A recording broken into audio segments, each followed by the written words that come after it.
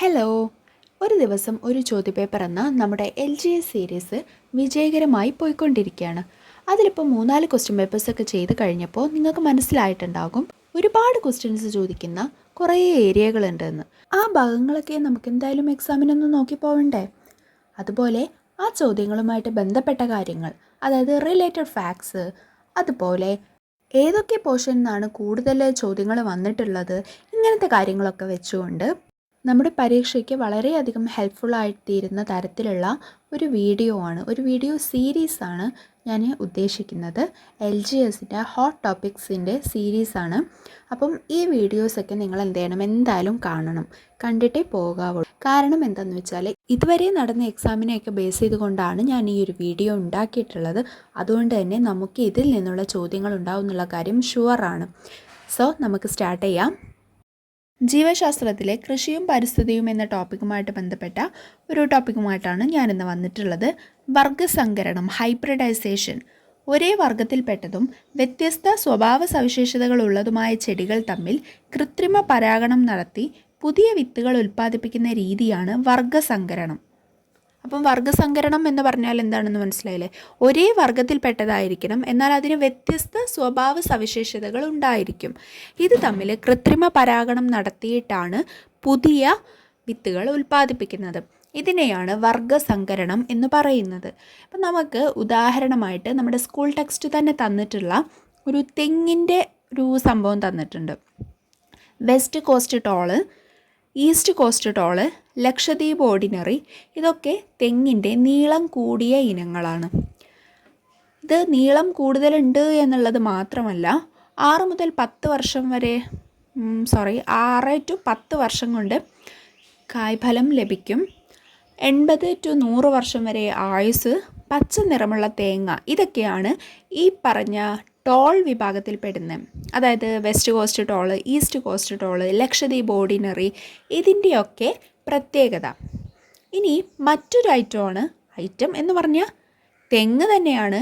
അതിലുള്ള മറ്റൊരു ഇനമാണ് ചാവക്കാട് ഓറഞ്ച്, ചാവക്കാട് ഗ്രീന്, ഗംഗാബോന്തം, ഇതൊക്കെ വരുന്ന നീളം കുറഞ്ഞ ഇനം ഡ്വാർഫ്.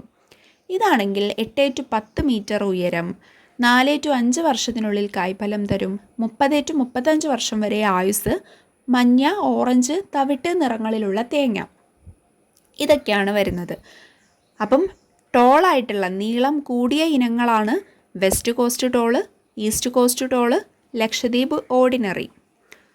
നീളം കുറഞ്ഞ ഇനങ്ങളാണ് ചാവക്കാട് ഓറഞ്ച്, ചാവക്കാട് ഗ്രീന്, ഗംഗാബോന്തം. ഇപ്പം തന്നെ പഠിക്കുക കേട്ടോ ഈ പറയുമ്പോഴൊക്കെ. അപ്പോൾ ഇത് തമ്മിൽ വർഗസങ്കരണം നടത്തുകയാണ്. അങ്ങനെ നമ്മളെ ടെക്സ്റ്റിൽ കൊടുത്തിട്ടുള്ള ഈ വെസ്റ്റ് കോസ്റ്റ് ടോളും ചാവക്കാട് ഓറഞ്ചും, ഇത് രണ്ടും തമ്മിൽ വർഗസങ്കരണം നടത്തിയാൽ നമുക്ക് കിട്ടുന്നത് ചന്ദ്രശങ്കര എന്നുള്ള ഒരു സങ്കര ഇനം തെങ്ങാണ്. ഈ വെസ്റ്റ് കോസ്റ്റ് ടോളും ചാവക്കാട് ഓറഞ്ചും മാത്രമല്ല, നമുക്ക് ബാക്കിയുള്ളതിനെ വർഗസങ്കരണം ചെയ്യാൻ കഴിയും. ചന്ദ്രലക്ഷ, ചന്ദ്രശങ്കര, ലക്ഷഗംഗ, ഇതൊക്കെ ഇതുപോലെ ഉൽപ്പാദിപ്പിച്ചിട്ടുള്ള സങ്കര ഇനം തെങ്ങുകളാണ്. ഇത് ഏതൊക്കെ തമ്മിലാണ് കൃത്രിമ പരാഗണം നടത്തിയിട്ട് ഉണ്ടാക്കിയത് എന്നുള്ളത് നമുക്കൊന്ന് ഓർത്ത് വെക്കണം. അതിന് ആദ്യം തന്നെ നിങ്ങൾ ഓർക്കേണ്ട ഒരു കാര്യമുണ്ട്. ലക്ഷദ്വീപ് ഓർഡിനറി എന്നുള്ള ആ ഒരു വെറൈറ്റി ഉണ്ടല്ലോ, ലക്ഷദ്വീപ് ഓർഡിനറി ടോളാണ് എന്നുള്ള കാര്യം ആദ്യം ഓർത്ത് വെക്കുക. ടോളും ടോർഫും നേരത്തെ പറഞ്ഞിട്ടുണ്ട്, അപ്പോൾ അത് ആദ്യം ഓർത്ത് വെക്കണം. ലക്ഷദ്വീപ് ഓർഡിനറി ടോളാണ്, അപ്പോൾ അതിൻ്റെ ഒരു ഷോർട്ടാണ് ലക്ഷ. ലക്ഷദ്വീപ് ഓർഡിനറി ലക്ഷ. ചാവക്കാട് ഓറഞ്ച് ഡോർഫാണ്, അതിന് ചന്ദ്ര എന്ന് പറയും. ചാവക്കാട് ഓറഞ്ച് ചന്ദ്ര. ജസ്റ്റ് ഒന്ന് ആ ഒരു ഷോർട്ട് ഓർത്ത് വെച്ചാൽ മതി. അപ്പം ലക്ഷദ്വീപ് ഓർഡിനറിയും ചാവക്കാട് ഓറഞ്ചും കൂടെ കൃത്രിമ പരാഗണം നടത്തിയിട്ട് ഉണ്ടാകുന്ന പുതിയ സങ്കര ഇനം തെങ്ങാണ് ചന്ദ്രലക്ഷ. അതേപോലെ ചന്ദ്രശങ്കര എന്നുള്ള പേര് കേൾക്കുമ്പോൾ നമുക്ക് ഒരെണ്ണം നമുക്ക് ഊഹിക്കാം. ഏതാണ്? ചന്ദ്രശങ്കര. ഇപ്പോൾ ചന്ദ്ര എന്നുള്ള പേര് അതിലുണ്ട്, അപ്പോൾ ഏതായിരിക്കും? ചാവക്കാട് ഓറഞ്ചാണ്. ചാവക്കാട് ഓറഞ്ച് ഏതാണ്? ടോളാണ് ഡ്വാർഫാണോ? ഡ്വാർഫാണ്. അപ്പോൾ ഇനി ഒരു ടോളായിട്ടുള്ള ഒരു ഇനമാണ് വേണ്ടത്. ശങ്കര വെസ്റ്റ് കോസ്റ്റ് ടോളാണ്. ചന്ദ്രശങ്കര അതിൽ വരുന്നത് വെസ്റ്റ് കോസ്റ്റ് ടോള്. ഇനി മറ്റൊന്നാണ് ലക്ഷഗംഗ. ലക്ഷഗംഗ അപ്പോൾ ആ ലക്ഷ എന്നുള്ള പേര് കിട്ടുമ്പോൾ നമുക്കറിയാം ലക്ഷദ്വീപ് ഓർഡിനറി ആണ് എന്നുള്ളത്. അതിൻ്റെ കൂടെ ഒരു ഗംഗ ഉണ്ട്, ലക്ഷഗംഗ എന്നാണ്. അപ്പോൾ ഗംഗാബോന്തം ഡ്വാർഫാണ്, ലക്ഷദ്വീപ് ഓർഡിനറി ടോളാണ്. ലക്ഷദ്വീപ് ഓർഡിനറിയും ഗംഗാബോന്തവും ചേർന്നാണ് ലക്ഷഗംഗ ഉണ്ടാകുന്നത്. ആ പേര് വളരെ സിമ്പിളായിട്ട് കിട്ടുമല്ലോ അല്ലേ.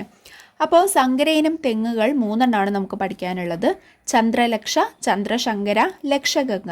ഇത് 3 ഏതൊക്കെ തമ്മിൽ കൃത്രിമ പരാഗണം നടത്തിയിട്ട് കിട്ടിയതാണ് എന്നുള്ളത് നമുക്ക് ഓർത്ത് വയ്ക്കുക. അപ്പോൾ ഞാൻ ഓരോന്നും പറയുമ്പോൾ നിങ്ങൾ അതിൻ്റെ കൂടെ പറയണം, നിങ്ങൾക്ക് കിട്ടുന്നുണ്ടോ എന്നുള്ളത് ഒന്ന് നോക്കുക.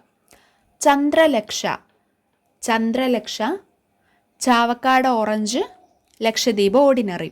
അതിൽ ചാവക്കാട് ഓറഞ്ച് ഡ്വാർഫാണ്, ലക്ഷദ്വീപ് ഓർഡിനറി ടോൾ. അടുത്തത് ചന്ദ്രശങ്കര. അപ്പോൾ ചാവക്കാട് ഓറഞ്ചും west coast tall. Chavakkad orange ഡ്വാർഫാണ്, വെസ്റ്റ് കോസ്റ്റ് ടോള് പേര് തന്നെയുണ്ട്, ടോളാണ്. അടുത്തത് ലക്ഷഗംഗ, ലക്ഷദ്വീപ് ഓർഡിനറി, ഗംഗാബോന്തം. ലക്ഷദ്വീപ് ഓർഡിനറി ടോളാണ്, ഗംഗാബോന്തം ഡ്വാർഫാണ്. അപ്പോൾ ഈ സങ്കരയിനം തെങ്ങുകൾ ഇപ്പം തന്നെ പഠിച്ചു എന്നുള്ളത് ഞാൻ കരുതുകയാണ്. ഞാൻ പഠിച്ചു, അപ്പോൾ നിങ്ങളും പഠിച്ചിട്ടുണ്ടാവും എന്ന് കരുതുന്നു. ഇനി അടുത്തതായിട്ട് ചില വിത്തിനങ്ങളാണ്. നെല്ല്, പച്ചക്കറി തുടങ്ങിയവയിലും ഈ രീതിയിൽ മികച്ച വിത്തിനങ്ങൾ ഉൽപ്പാദിപ്പിച്ചെടുത്തിട്ടുണ്ട്. ഈ ഒരു വർഗസങ്കരണം അല്ലെങ്കിൽ ഹൈബ്രിഡൈസേഷൻ എന്ന രീതിയിലൂടെ. ആദ്യം നെല്ലിൻ്റെ സങ്കരയിനങ്ങൾ നോക്കാം.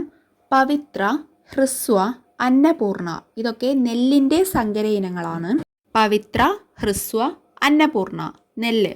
പവിത്ര, ഹ്രസ്വ, അന്നപൂർണ ഇതൊക്കെ നെല്ലാണ്. വേണമെങ്കിൽ ഒരു കണക്ഷൻ ഇടാം. ഹ്രസ്വ നേരം കൊണ്ട് പവിത്രമായ അന്നം കഴിക്കാം. അന്നം എന്ന് പറയുന്നത് ചോറിൻ്റെ നെല്ല്, നമുക്കങ്ങനെ ഓർക്കാലോ. അത് ഈ കണക്ഷനൊക്കെ വേണം എന്നുണ്ടെങ്കിൽ നിങ്ങൾക്ക് ഓർത്താൽ മതി. അല്ലെങ്കിൽ ഇതിനേക്കാളും സൂപ്പറായ കണക്ഷൻസൊക്കെ നിങ്ങളുടെ അടുത്തുണ്ടെന്നുണ്ടെങ്കിൽ അത് കമൻറ്റ് ചെയ്യുകയും ചെയ്യാം കേട്ടോ. അപ്പോൾ എനിക്കും പുതിയ കണക്ഷൻസൊക്കെ കിട്ടുമല്ലോ. അപ്പോൾ നെല്ലിൻ്റെയാണ് പവിത്ര, ഹ്രസ്വ, അന്നപൂർണ. ഹ്രസ്വ നേരം കൊണ്ട് പവിത്രമായ അന്നം കഴിക്കാം. അടുത്തത് പയർ. ലോല, മാലിക, ഭാഗ്യലക്ഷ്മി, ജ്യോതിക. ലോല, മാലിക, ഭാഗ്യലക്ഷ്മി, ജ്യോതിക ഇതൊക്കെ പയറിൻ്റെ സങ്കരയിനങ്ങളാണ്. ജ്യോതിക ലോലമായ പയർ കൊണ്ട് മാലയുണ്ടാക്കി ഭാഗ്യലക്ഷ്മിക്ക് കൊടുത്തു. അപ്പോൾ പയറിൻ്റെതാണ് ലോല, മാലിക, ഭാഗ്യലക്ഷ്മി, ജ്യോതിക. ഇനി പച്ചമുളക്. ഉജ്ജ്വല, ജ്വാലാമുഖി, അനുഗ്രഹ. ഇതിനൊരു കോഡ് വേണമെന്ന് എനിക്ക് തോന്നുന്നില്ല.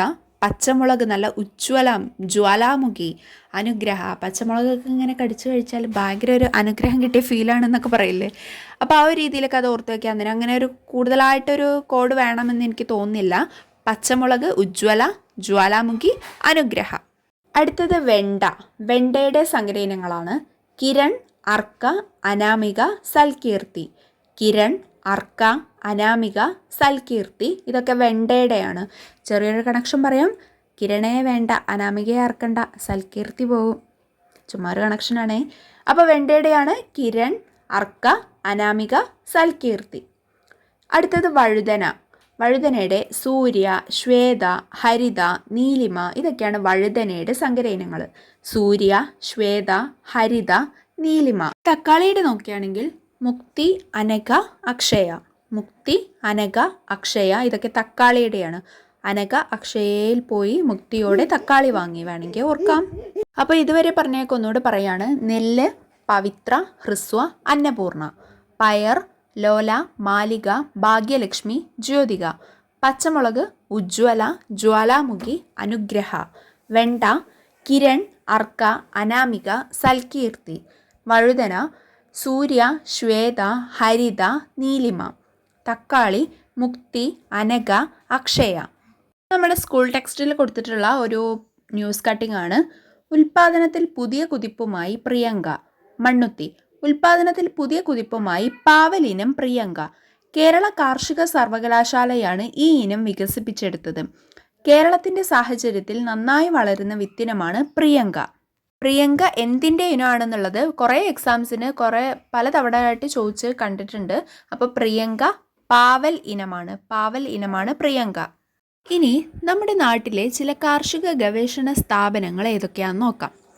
ഇത് ഇടയ്ക്കിടയ്ക്ക് ചോദിക്കാറുണ്ട് ഇത് എവിടെയാണ് സ്ഥിതി ചെയ്യുന്നത് എന്നുള്ളത്. പിന്നെ അതിൻ്റെ ചുരുക്ക എഴുത്ത്, അതായത് ഇപ്പോൾ കേരള കാർഷിക സർവകലാശാല KAU, കേരള അഗ്രികൾച്ചർ യൂണിവേഴ്സിറ്റി എന്നാണ്. അപ്പോൾ KAU എവിടെ സ്ഥിതി ചെയ്യുന്നു അങ്ങനെയും ചോദിച്ചാലും നമുക്ക് കിട്ടില്ല. KAU എന്താ പതിവ് എന്ന് കരുതിയിരിക്കും.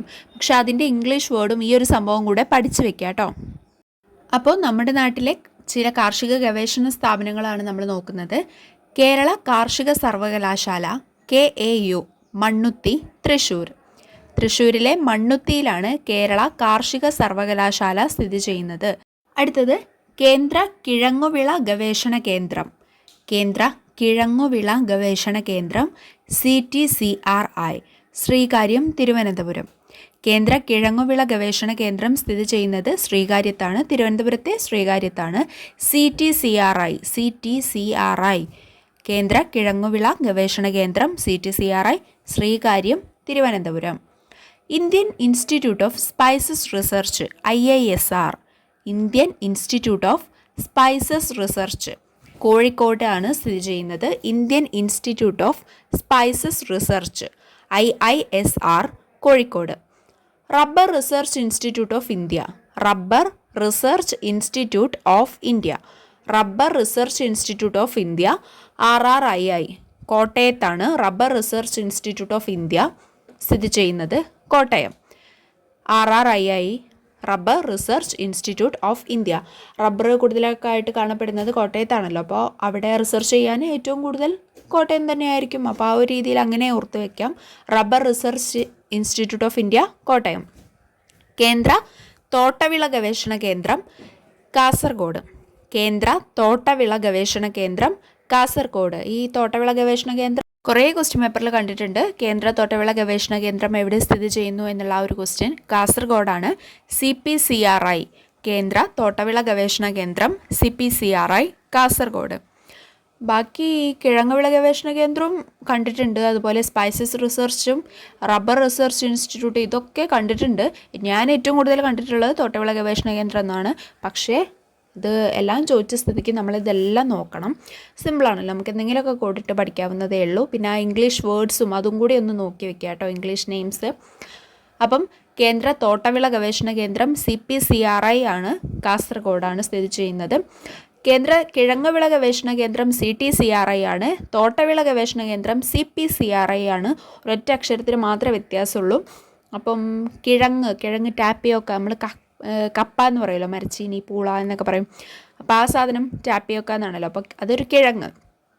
CT ഉള്ളത് കിഴങ്ങുവിള ഗവേഷണ കേന്ദ്രമാണ് എന്നുള്ളതൊന്ന് ഓർത്ത് വയ്ക്കുക. കേന്ദ്ര തോട്ടവിള ഗവേഷണ കേന്ദ്രം CPCRI, കാസർഗോഡ്. നമുക്ക് പ്രധാന കന്നുകാലി ഇനങ്ങൾ ഏതൊക്കെയാണെന്ന് നോക്കാം. പശുവിൻ്റെയും എരുമേൻ്റെയും ആടിൻ്റെയും കുറേ ഇനങ്ങൾ കൊടുത്തിട്ടുണ്ട്. അപ്പോൾ അത് നമുക്ക് ചിലപ്പോൾ ക്വസ്റ്റ്യൻ തന്നിട്ട് ഇത് ഏതിൻ്റെ ഇനമാണ് എന്ന് ചോദിക്കാം, അല്ലെങ്കിൽ ഇതിൽ ഓഡ് വൺ ഔട്ട് എന്നുള്ള പോലെ ഒറ്റപ്പെട്ടത് കണ്ടെത്തുക എന്നുള്ള ആ ഒരു രീതിയിലും ചോദിക്കാം. അപ്പോൾ ആദ്യം പശുവിൻ്റെ ഇനങ്ങൾ നോക്കാം. ജേഴ്സി, ഹോൾസ്റ്റീൻ ഫ്രീഷ്യൻ, വെച്ചൂർ, ഇതൊക്കെ പശുവിൻ്റെ ഇനങ്ങളാണ്. ജേഴ്സി പശു, ഹോൾസ്റ്റീൻ ഫ്രീഷ്യൻ, വെച്ചൂർ പശു ഇങ്ങനെയൊക്കെ പറയാറുണ്ടല്ലോ. ഇനി അടുത്തത് എരുമ. മുറ, നീലിരവി, ബദാവരി. മുറ, നീലിരവി, ബദാവരി ഇതൊക്കെ എരുമയാണ്, എരുമയുടെ ഇനങ്ങളാണ്. മുറ, നീലിരവി, ബദാവരി ഇതൊക്കെ എരുമയാണ്. ആ ഒരു എരുമ രാ ഒക്കെ ഉണ്ടല്ലോ, അപ്പം മുറ അതിൽ രാ അല്ല എന്നാലും റ അഡ്ജസ്റ്റ് ചെയ്യാം. പിന്നെ നീലിരവിയിൽ രാ ഉണ്ട്, ബദാവരിയിലും രാ ഉണ്ട്. അപ്പം മുറ, നീലിരവി, ബദാവരി ഇതൊക്കെ എരുമയുടെ ഇനങ്ങളാണ്. ഇനി അടുത്ത് ആട്. തലശ്ശേരി, ജംനാപ്യാരി, ബോയർ ഇതൊക്കെ ആടിൻ്റെ ഇനങ്ങളാണ്. ജംനാപ്യാരി ഒരു സിനിമയുണ്ട് അല്ലേ, അപ്പോൾ അതിൽ ആടിനെക്കുറിച്ച് പറയുന്നുണ്ട്, അത് ചിലപ്പോൾ ഓർമ്മയുണ്ടാവും. അപ്പോൾ തലശ്ശേരി, ജംനാപ്യാരി, ബോയർ ഇതൊക്കെ ആടിൻ്റെ ഇനങ്ങളാണ്. അടുത്തതിനി പക്ഷിയുടെ ഇനങ്ങൾ നോക്കാം. കോഴി ഇനങ്ങളാണ് അതുല്യ, ഗ്രാമലക്ഷ്മി, വൈറ്റ് ലഗോൺ ഇതൊക്കെ കോഴിയുടെ ഇനങ്ങളാണ്. അതുല്യ, ഗ്രാമലക്ഷ്മി, വൈറ്റ് ലഗോൺ. ഇനി താറാവിൻ്റെ ഇനങ്ങളാണ് മസ്കവി, ചാര, ചെമ്പല്ലി. താറാവ്, മസ്കവി, ചാര, ചെമ്പല്ലി ഇതൊക്കെ താറാവിൻ്റെ ഇനങ്ങളാണ്. ജപ്പാനീസ്, ബോബ് വൈറ്റ് ഇതൊക്കെ കാടയുടെ ഇനങ്ങളാണ്. ഇതൊക്കെയാണ് പക്ഷിയുടെ ഇനങ്ങൾ. കോഴീനം പറഞ്ഞു, താറാവിനം പറഞ്ഞു, കാടയും പറഞ്ഞു. അപ്പം അതിൻ്റെ പേരുകളൊക്കെ നന്നായിട്ട് തന്നെ ഓർത്ത് വയ്ക്കാം. ഇനി റൈസോബിയം ബാക്ടീരിയയെക്കുറിച്ച് 2-3 ചോദ്യങ്ങൾ കണ്ടിട്ടുണ്ടായിരുന്നു. അപ്പോൾ ആ ഭാഗം കൂടി ഒന്ന് നോക്കാം. പയർവർഗ്ഗങ്ങൾ, ലെഗുമിനസ് പ്ലാന്റ്സ്. സസ്യങ്ങളുടെ വളർച്ചയ്ക്ക് ആവശ്യമായ ഒരു മൂലകമാണ് നൈട്രജൻ. അന്തരീക്ഷ നൈട്രജനെ നേരിട്ട് വലിച്ചെടുക്കാൻ സസ്യങ്ങൾക്ക് കഴിവില്ല. ജലത്തിൽ അലിഞ്ഞു ചേർന്ന നൈട്രേറ്റ് ലവണങ്ങളാണ് സസ്യങ്ങൾ വലിച്ചെടുക്കുന്നത്. എന്നാൽ ചില ബാക്ടീരിയകൾക്ക് അന്തരീക്ഷ നൈട്രജനെ നൈട്രേറ്റ് ആക്കി മാറ്റാനുള്ള കഴിവുണ്ട്. ഇത്തരം ബാക്ടീരിയകളിലൊന്നാണ് റൈസോബിയം. പയർ, തൊട്ടാവാടി, കൊഴിഞ്ഞിൽ, മുതിര, ഉഴുന്ന് തുടങ്ങിയ സസ്യങ്ങളുടെ വേരിൽ ഇവ വസിച്ച് അന്തരീക്ഷ നൈട്രജനെ വലിച്ചെടുക്കുന്നു. ഈ സസ്യങ്ങൾ നശിക്കുമ്പോൾ സസ്യപോഷകങ്ങൾ മണ്ണിൽ ചേരുന്നു. അപ്പോൾ റൈസോബിയം എന്തിനെ എന്താക്കുന്നു എന്നാ പറഞ്ഞത്? അന്തരീക്ഷ നൈട്രജനെ നൈട്രേറ്റ് ആക്കി മാറ്റുന്നു. റൈസോബിയം ബാക്ടീരിയകൾ കാണപ്പെടുന്നത് ഏതൊക്കെ സസ്യങ്ങളുടെ വേരിലാണ്? പയർ, തൊട്ടാവാടി, കൊഴിഞ്ഞിൽ, മുതിര, ഉഴുന്ന്. പലരും ഇത് പയറിൽ മാത്രമാണെന്നാണ് കരുതിയിരിക്കുന്നത്. പയറിൽ മാത്രമല്ല, പയർ, തൊട്ടാവാടി, കൊഴിഞ്ഞിൽ, മുതിര, ഉഴുന്ന് തുടങ്ങിയ സസ്യങ്ങളിലൊക്കെ ഉണ്ട് ഈ ഒരു റൈസോബിയം ബാക്ടീരിയ. അവരുടെ വേരിലാണ് അന്തരീക്ഷ നൈട്രജനെ നൈട്രേറ്റ് ആക്കി മാറ്റുന്നു. ഓക്കെ, ഇനി ഈ ഒരു ടോപ്പിക്കുമായിട്ട്, ഈ ഒരു കൃഷി പരിസ്ഥിതി ഈ ഒരു ടോപ്പിക്കുമായിട്ട് ഒരുപാട് കാര്യങ്ങൾ ഇനിയും പറയാനുണ്ട്. ഇപ്പം ഞാൻ വീഡിയോ ലെങ്ത്ത് കൂടും എന്നുള്ളത് കൊണ്ട് ഒരു കാര്യം കൂടി പറഞ്ഞിട്ട് ഞാൻ നിർത്തുകയാണ്. ഇനി പറയുന്നത് ജീവശാസ്ത്രവുമായി ബന്ധപ്പെട്ടൊരു ടോപ്പിക്കല്ല, ഹിസ്റ്ററിയുമായി ബന്ധപ്പെട്ടതാണ്. നമ്മുടെ ക്വസ്റ്റ്യൻ പേപ്പർ സീരീസിൻ്റെ ഇടയിൽ ഞാനിത് പറഞ്ഞിട്ടുണ്ടായിരുന്നു, പക്ഷെ അത് കുറച്ചുകൂടെ ഇമ്പോർട്ടൻ്റ് ആണ്. അതുകൊണ്ടാണ് ഞാൻ ഇവിടെ വീണ്ടും പറയുന്നത്.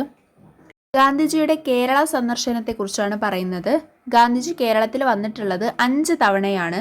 ആ വന്നിട്ടുള്ള വർഷങ്ങളും എന്തിനാണ് വന്നിട്ടുള്ളത് എന്നുള്ള കാര്യങ്ങളും നമ്മൾ നോക്കേണ്ടതുണ്ട്. 1920 ആദ്യമായിട്ട് വന്നത്. അന്ന് ഖിലാഫത്ത് പ്രസ്ഥാനത്തിൻ്റെ പ്രചരണാർത്ഥം. പിന്നീട് 1925 വൈക്കം സത്യാഗ്രഹത്തിൻ്റെ പരിഹാരം കാണാൻ. മൂന്നാമത് 1927 തെക്കേ ഇന്ത്യൻ പര്യടനത്തിൻ്റെ ഭാഗമായി. നാലാമത് 1934 ഹരിജൻ ഫണ്ട് ശേഖരണം. അഞ്ചാമത്തതും അവസാനത്തേതും 1937 ക്ഷേത്രപ്രവേശന വിളംബരത്തിൻ്റെ പശ്ചാത്തലത്തിൽ. വർഷങ്ങൾ ഓർത്ത് വയ്ക്കുക. 1920, 1925, 1927, 1934, 1937. സന്ദർശനത്തിൻ്റെ കാരണങ്ങളും ആ വർഷങ്ങളൊക്കെ കണക്ട് ചെയ്ത് പഠിക്കുക. 1920 ഖിലാഫത്ത് പ്രസ്ഥാനം ഉണ്ടായിരുന്നത്. അപ്പോൾ അതിൻ്റെ പ്രചരണം. 1924, 25 കാലഘട്ടത്തിലായിരുന്നു വൈക്കം സത്യാഗ്രഹം ഉണ്ടായിരുന്നത്. അപ്പോൾ 1925 വൈക്കം സത്യാഗ്രഹത്തിൻ്റെ പരിഹാരം കാണാൻ. പിന്നെ 1927 തെക്കേ ഇന്ത്യൻ പര്യടനത്തിൻ്റെ ഭാഗമായിട്ട്.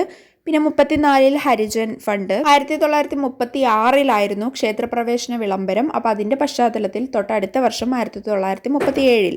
അപ്പോൾ ഇത്രയൊക്കെയാണ് ഞാൻ ഈ ഒരു വീഡിയോയിൽ കവർ ചെയ്യാൻ ഉദ്ദേശിച്ചിട്ടുണ്ടായിരുന്നത്. അതൊക്കെ കവർ ചെയ്തിട്ടുണ്ട്. പക്ഷേ വീഡിയോ ലെങ്ത് ഒരു ഇത്തിരി കൂടിപ്പോയി. അതിനർത്ഥം ഞാൻ ഒരുപാട് വലിച്ച് നീട്ടി പറഞ്ഞിട്ടുണ്ട്.